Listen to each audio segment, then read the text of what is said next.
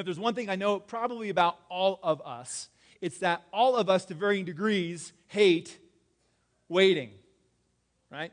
We hate waiting. Even though waiting is a part of life, there are things you just have to wait for.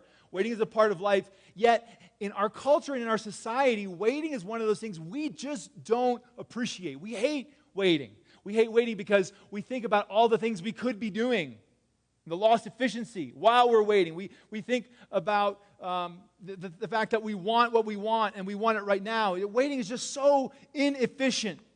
And not long ago, Timex actually did a study of how long we are willing to wait for certain common annoyances before we will react. Now, what that reaction is, I don't know. But you can kind of guess. So let's look at some of these, and you tell me, or you think to yourself, where do you stack up based on the rest of our culture? Are you more patient or less patient? Better at waiting or worse than waiting than the rest of the culture? So how about when you're behind somebody at a red light and then the light turns green and they don't move? How long are you willing to wait there until you react?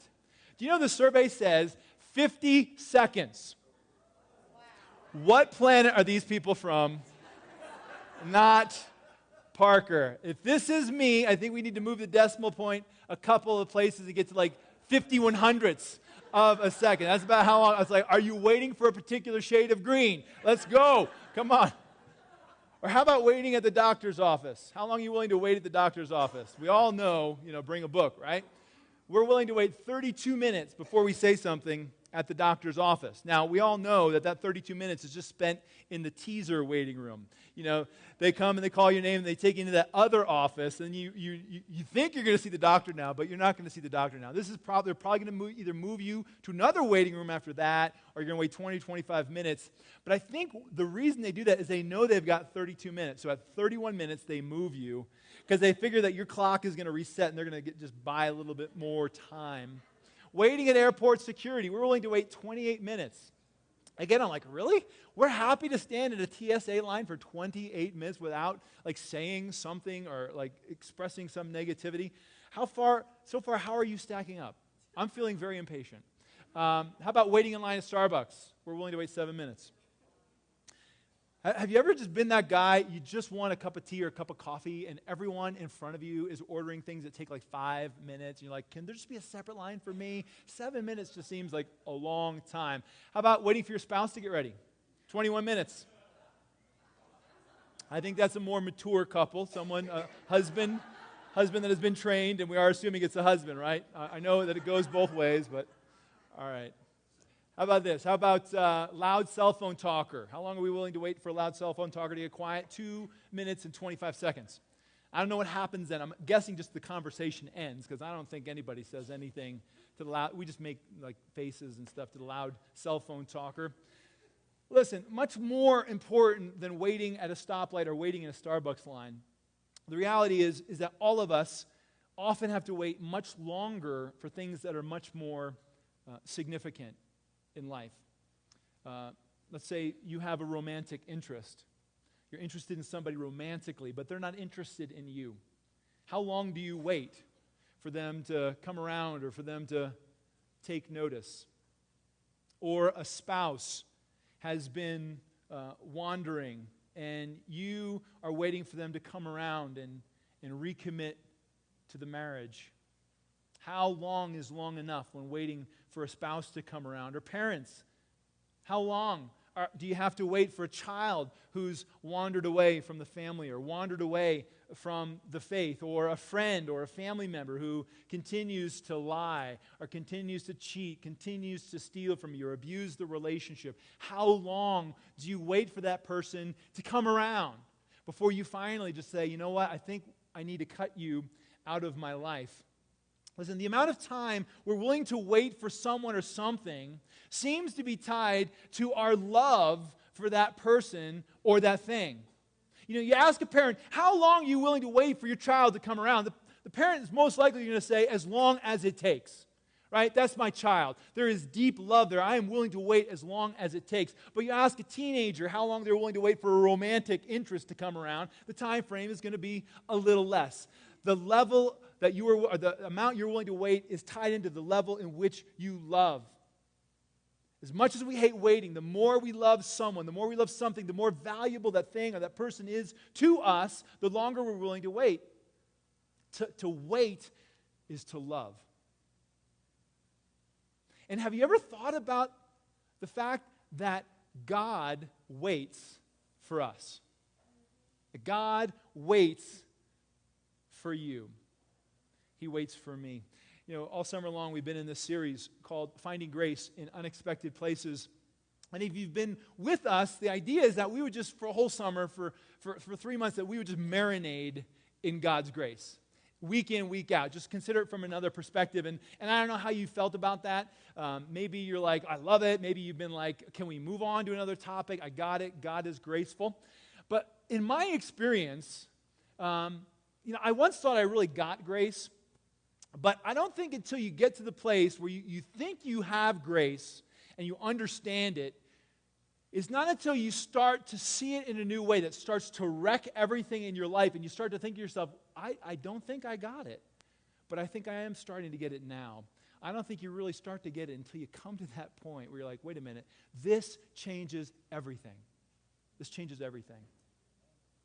And so I hope that as we've been going through this series this summer, that your perception of God has been changing, that your perception of how God views you has maybe been altered somewhat, your perception of how God views others has been altered as well.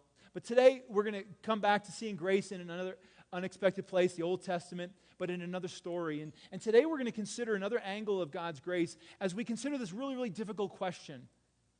A question about how long is long enough to hold out hope. How long should we wait for someone, especially someone who rebels against us, someone who resists us and runs from relationship with us? You know, the Old Testament is basically a story of God's people, the Israelites, or the Hebrews. You know, it runs all through the Old Testament. And so to start this morning, I'd like to kind of just give us a whole kind of overview, a survey of the Old Testament. It's a story that really starts in the 12th chapter of the Bible when God comes to a man by the name of Abraham, and he says to Abraham, Abraham, I have a plan. I have a plan to bless the whole world. You're going to be pivotal to that plan. Abraham, I am going to bless you tremendously. I am going to make your name great, and I'm going to bless the entire planet through you. That's my plan. God comes to a man who is old and has no children. And the plan is basically this. Abraham, you're going to have a son, and that son is going to have a son, and that son's going to have 12 sons, and those 12 sons are going to become the patriarchs of these 12 tribes that will then make up my people. And my people are going to bless the world. The idea is that these people are going to be in relationship with me. God's speaking. God says, I'm not speaking. God is speaking. Those people are going to be in relationship with me. I will be in relationship with them. I will be their God. They will be my people. And they will trust me to provide for them. They will have faith in me to take care of all of their needs, and they will worship me and worship me alone. And in turn, I will place them at the crossroads of society, the civilized world. I'm going to place them where everyone has to kind of travel through, right in the center of Palestine. And I am going to bless these people so tremendously. They're going to be so prosperous at the center of civilization that all the surrounding nations are going to see them and come to them and say, why and how are you so prosperous? At which time my people will say, it's because of our great God, whom you can be in relationship with as well. And so I will bless the entire planet through my people. That's the plan. And so in about 1500 BC, after God had led Abraham's descendants, the Israelites, out of Egypt, out of slavery and through the Red Sea and what was known as the Exodus, he leads them to a place called Sinai where God then enters into this covenant relationship with them. He says, this is my law. This is what it means to live in relationship with me. This is what I'm wanting from you. And this law is good. It's going to provide freedom for your lives. It's going to protect your relationship with me. It's going to protect your relationship with one another. You know what I'm going to do for you. This is what I'm asking for me. This is a covenant relationship. Are you in? Are you in? And the place comes in the story where the people have to respond, yes or no. And at one point in the story, it says in Exodus chapter 24, the Israelites responded with one voice. Everything the Lord has said, we will do. We're in. Deal. The covenant is formed. God has his people. He has his plan. He's going to bless the world. And what a bright future lies before Israel. I mean, God has made such incredible promises. He has already demonstrated his incredible ability to give them anything that they need, to protect them from any adversary, any enemy. The sky is the limit for where Israel will go, what they will become. But as you read the story, you find out very quickly, from the very beginning, these people have a hard time being faithful to God, keeping their end of the bargain. I mean, right from the first day that he says, don't worship any graven images, they make this image of a golden calf, and they worship it in rebellion to the law of God. And so goes the story continually. They continually rebel against him, resist him, run from him. I mean, really, the Old Testament, you read through the Old Testament, really it's just this long story of a rebellious people and a patient God. A God who continually waits for his people to come around. He waits for his people to live their purpose. It seems to be this never-ending cycle. Maybe you'll recognize this cycle. But the people rebel against God. They know what God expects of them, but they're like, nah, we're going to do something else. And God will come to them and he'll say, don't go that direction. Live within, this relationship with me. Your life will go better. Where you're heading is going to end bad. It's going to end painfully. It's not going to be good. But the people are like, no, we think we'll do it our way. And so God patiently lets them wander. Because that's God's heart. God doesn't coerce or force anybody into a relationship. But God allows people freedom to either be in a relationship with him or not. And so he lets them wander. And then what happens? They suffer the consequences of their decisions. They fall into trouble. They have pain. They have hardship. It's a famine or another nation invades them and, is doing bad stuff. And when they have suffered enough pain and the hardship gets bad enough, then what happens next is they run back to God and they say they're sorry. And then God lectures them. No. Right? You never find God saying, I told you so, or every time in the story, time and time again, God just says, I forgive you, let me bless you. I forgive you, let me bless you. I'm so glad we're back in relationship with one another. And then things would go well for a while, and then what would happen? The cycle continues. The people rebel against God. Kind of sounds like the dysfunctional cycle of abuse many of us have lived in with family members or with friends. They mess up or we mess up, break relationship. There's a time of separation, of broken relationship. But then when the consequences of our bad decisions or their bad decisions gets painful enough, we seek relationship again, maybe because that person has a need and they want you to give something to them, or they just miss that relationship enough, they want to change, and then there's forgiveness and there's reconciliation for a time, and then the cycle kind of continues. And in the midst of that cycle, we wrestle with this question, how long do I put up with this? Right? How long do I wait for them to finally come around? I mean, will this time really be different? They say it's going to be different, but will it really be different? Can I really believe they have changed, or am I just being foolish? And if you've ever found yourself in that position, which I know many of you have, I don't know if you've ever considered the fact that God has been in that position as well. That he's been in that situation with his people, he's been in that situation with me, he's been in that situation with you. I did it again, God. Forgive me. Here I am again. You told me not to. Forgive me. And he does. Bless me. And he does. I mean, what else can God do? God waits. And that's what he does with his people. He continually lets them suffer the consequences of the rebellion, but that he continually bails them out. He continually welcomes them back into relationship. And after hundreds and hundreds of years of this kind of cycle, he then wants to let them know that if they continue to rebel, if they continue to resist, if they continue to run, a time is coming when he's going to have to finally judge them. And he's going to send them into exile. In other words, what he says, if this continues, if you continue to kind of rebel against me, I'm going to raise up a nation that's going to come in and invade your city, invade Jerusalem, And anyone who survives is going to be carried off into captivity. Your nation is going to be dispersed. You're going to lose the land I promised you. You're going to lose your status as my people. You're going to lose everything. And to do that, he starts to send these prophets to prophesy against them, to warn them. This time of exile is coming. That's why we have these great books in the Bible like Jeremiah, Ezekiel, and Isaiah. They're prophesying. This is coming. We've got to turn back to God. God won't wait forever.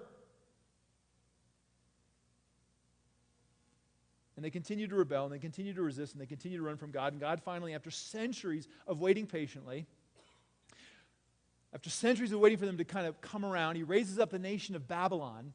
And Babylon then comes down and invades the people of God, the Israelites.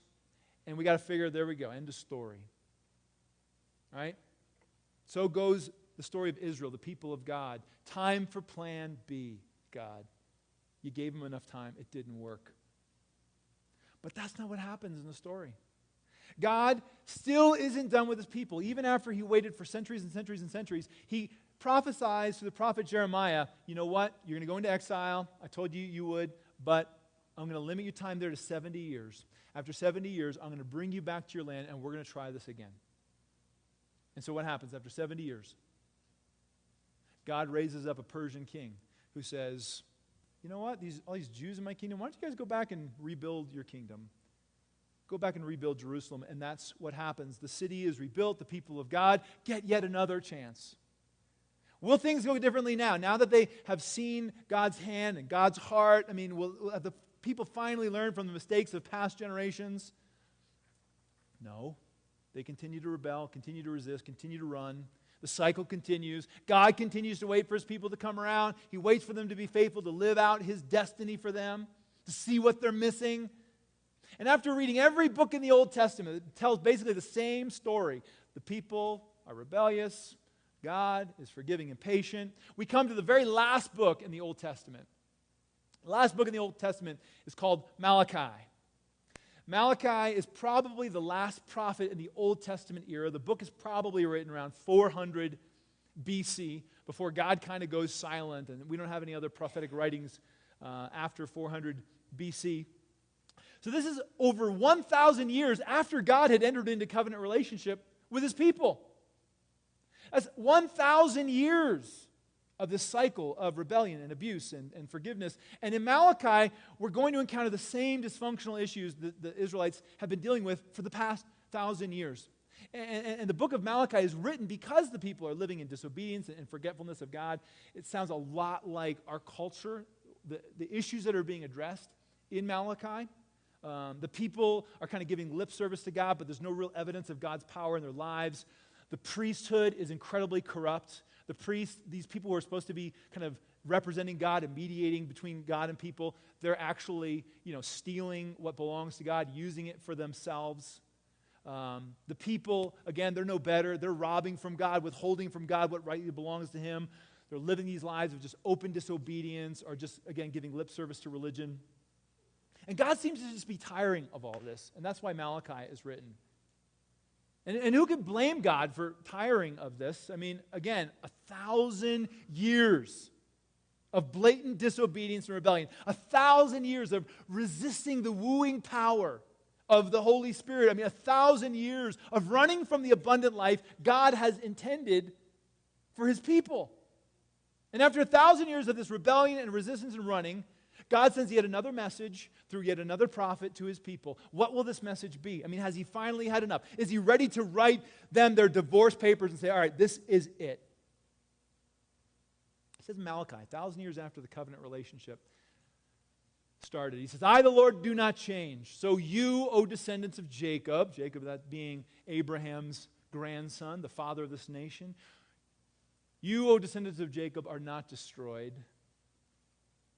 Ever since the time of your forefathers, you have turned away from my decrees and have not kept them. And this is true. We just read the whole history. I mean, the Old Testament, 1,000 years they have been disobedient. 1,000 years they've been rebellious. 1,000 years they've snubbed their nose at God and then run back to him when they're in trouble, then do their own thing again. 1,000 years. You have turned away from my decrees and have not kept them. What is God's message to this people? I'm done with you. Time for a divorce. Find a new God. I'm finding a new people. Let's move on. After 1,000 years of this cycle, what does God say? He says, return to me, and I will return to you, says the Lord Almighty. Talk about a heart of patience. Talk about a God with a heart that is willing to wait for his people. The continual cycle. He knows what's going to happen next, but he extends this offer to them. Just today, after everything has happened, just return to me today, and I will return to you, and I will bless you. I will give you the abundant life that you're searching for, and all of these different things that you're running so hard after that could never give you what you're looking for. Return to me. And I'm right here waiting for you, and I'll return to you. That is the heart of God. A heart of patience, a heart of grace. And I don't know if this is the picture that you have of God. Maybe you think, well, I've done that thing too many times, or I've said I'm sorry too many times, I've asked for forgiveness too many times. God has got to be fed up. 1,000 years with these people. And still he says, return to me, and I will return to you. What this tells us is that grace is patient. Grace waits. Grace continues to hold out hope. God waits for his people because he thinks there's something in them worth waiting for. And God waits for you and he waits for me because he looks at us and he thinks that there's something in us worth waiting for. And his waiting isn't passive. He doesn't just sit back and wait for us to make the move. But in his waiting, he is approaching us, and he is wooing us, and he is reaching out to us, and he's providing for us, and he is blessing us with all kinds of good things, whether we acknowledge it or not. But he is drawing us in his waiting. He will even allow pain to come into our lives in the hope that that will draw us to him as well. And all the while, he continues to wait because that's what grace does. Grace waits. And this isn't just a picture of God that we get in the Old Testament. This is the picture of God all through the Bible. This waiting God, this waiting God. We get to the New Testament, and we see it all through the New Testament as well. But one part in particular, Jesus talked often about this return. He's going to come again. He's going to come to the world. He's going to put an end to sin and injustice and violence and war and all those things. It's all going to be over. He's going to make every broken thing whole. And he's going to take his people to live with him in heaven forever. Right? This is the promise that Jesus gives his people. And as soon as he ascends, the people start waiting. Okay, is it today? Maybe it's tomorrow. Maybe it's tomorrow. Is it it's been 2 weeks. Where is he? It's been 2 months. It's been 2 years. It's been 2 decades. What is going on? And the people are waiting for God. God to keep his promise. God to take them off this planet and to take them to heaven. And Peter, this guy who spent all this time with Jesus, Jesus' right-hand man, he's getting this question, where is he? Why is God so slow in keeping his promise? And Peter writes in one of his letters to one of the churches about this. And what Peter says about the second coming of Jesus, he says, the Lord is not slow in keeping his promises. Some understand slowness. God isn't lollygagging on this. But what Peter explains is, he says, he is patient with you, not wanting anyone to perish, but everyone to come to repentance. Why has it been 2,000 years and Jesus still hasn't returned? Because God is willing to wait. Because God is patient. Because God says, you know what? If I wait one more day, I think I can get one more. And I don't want to live for eternity without that one. I love that one too much. That one's worth waiting for. I see something in that one that is worth waiting for, and so I'm going to wait. God's not slow. God is waiting. Because that's what grace does. Grace waits. And so often we get frustrated with God, and I understand this. We get frustrated with God because we're waiting on him. We're waiting on God to answer this prayer or to deliver this thing or to come through on that thing or to bring us the healing. And I understand that there are times when we really have to wait for God, and that could be frustrating. But the truth is, God is also waiting for us. He's waiting for us to kind of come to him, to surrender to his plan for our lives, to yield our lives to him, to enter fully into relationship with him. He waits. And again, why does he wait? Unless there's something in us worth waiting for. Now, he waits because he hopes. What does he hope for? He hopes to live for eternity with you. That's what he hopes for. Why does he hope for that? Because he has this unconditional love for you. And so he waits. That's what grace does. Grace waits. Now, I know whenever we just throw grace out there, there's a danger to that, that it be misunderstood, that it be abused. And again, I don't think you really get grace until you kind of just let some of those things go and say, hey, grace is bigger than I can understand, and that's all right. But there's a danger to this, and I could hear someone saying to themselves, well, if grace waits, I've got time. I mean, why surrender my life to God and follow him if he's willing to wait for me? If he's willing to wait for me, why not make him wait? But I think in that kind of response are a few assumptions that I would categorize as foolish.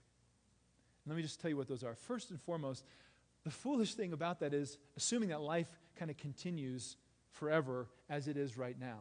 But one thing we know about life is it is not only temporary, it is indefinite. I don't know when it ends. It could be today, it could be tomorrow, it could be 20 years from now. Life is indefinite. And once my life is over, my opportunity to yield my life to Christ is over. And I lose so much if I put that off just because I think I have time, because I don't know if I have time. But the second assumption there that I think is even more foolish is the idea that life is better without God. That putting God off till later is going to somehow enhance my life. But if I put off God, I am putting off abundant life.